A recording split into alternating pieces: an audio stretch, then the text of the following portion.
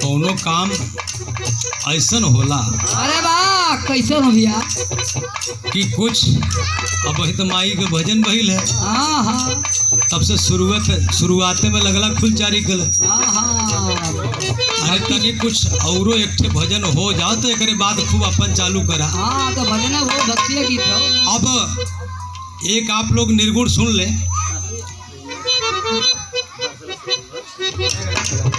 अच्छा चला तोहरो वाली हो जा।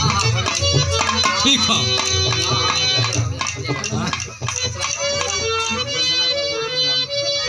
चलो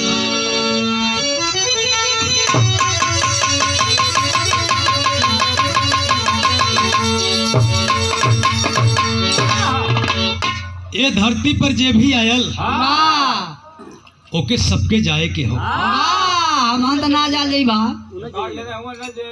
का वहाँ से रजिस्ट्री करा के तोहार बजाई के।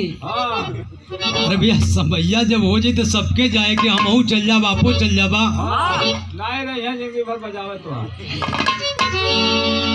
अच्छा मास्टर भैया,